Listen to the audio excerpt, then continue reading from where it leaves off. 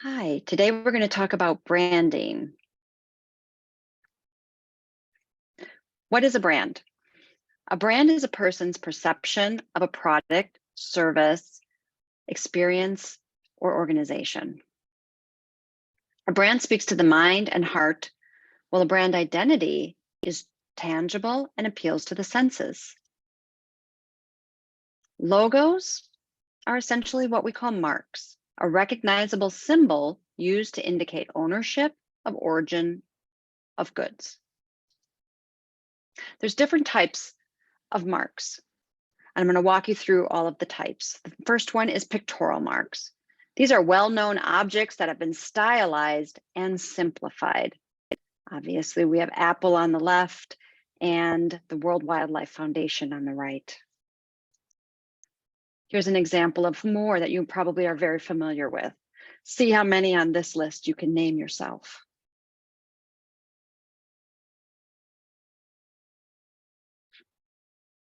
Abstract or symbolic marks are a symbol that embodies a big idea. Here's a couple examples of British Petroleum, Toyota, and a few more. Some of these you may recognize, some of them you may not, but they're all abstract symbols.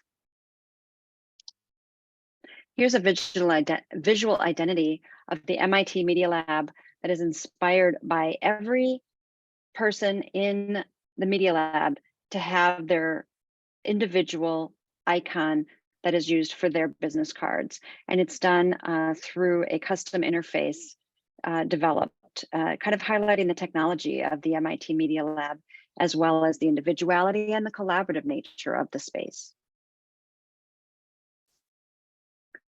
Symbolic letter forms are the letter forms are stylized and designed into a specific message. Here, General Electric and Unilever. And you can see all the different icons and symbolism within the Unilever mark. And here's some more. See how many of these you can name.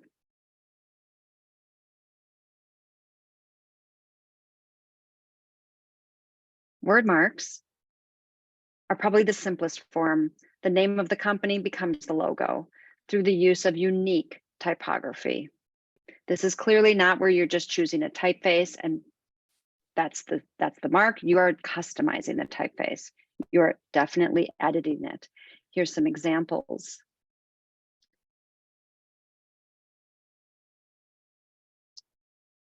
Badge marks. A company name is connected to a pictorial element. And badge marks are something that we're not seeing as much anymore. They don't work well digitally. Badge marks struggle in the digital environment because the size has to get so small that you can't read the word inside of it. But it's good to be aware of what a badge mark is. It might still be around, but I think we're going to see less and less badge marks as we move forward in the world of identities.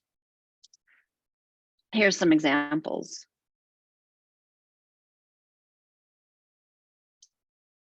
And then characters. Characters like the gecko for Geico and Quaker oatmeal are characters that become synonymous with brands. And you can probably name quite a few more if you try. A trademark is a name or symbol used to show that a product is made by a particular company and legally registered. So once an identity is created, it is on the company to trademark it. So no one else can use that mark, that it is owned by them. They can only own it if they trademark it. The first registered trademark is Bass Ale, 1777.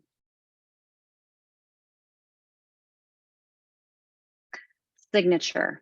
A signature is a logo type connected with a mark and a tagline.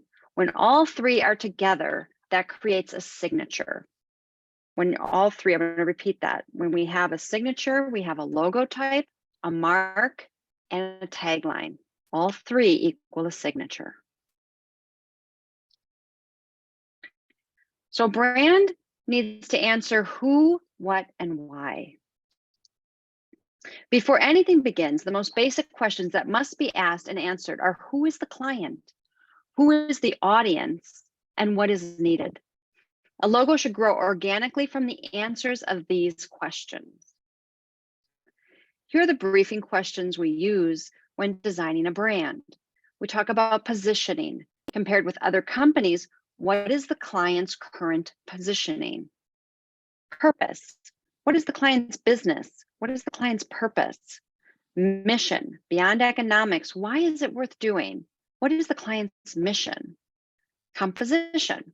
What is the client's current internal structure? Culture. What are the client's distinctive shared behaviors that best support the purpose of the mission? Personality. What is the client's chosen style and manner? Client goals. What are the 5 key goals over the next 5 years for this company?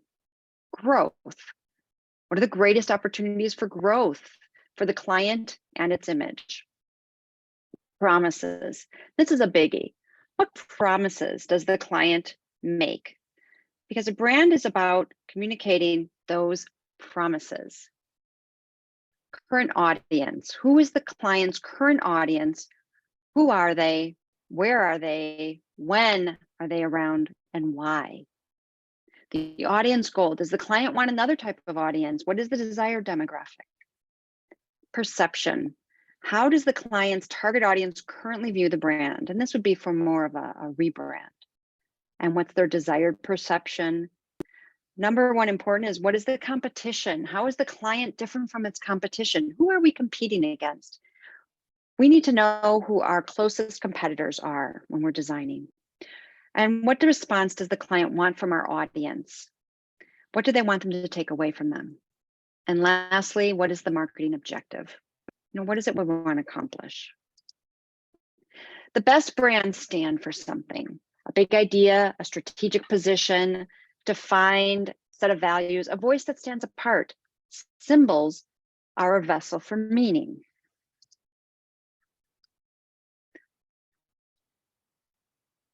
Stand for something. Meaning drives creativity. Meaning builds consensus, and meaning evolves over time. Coherence.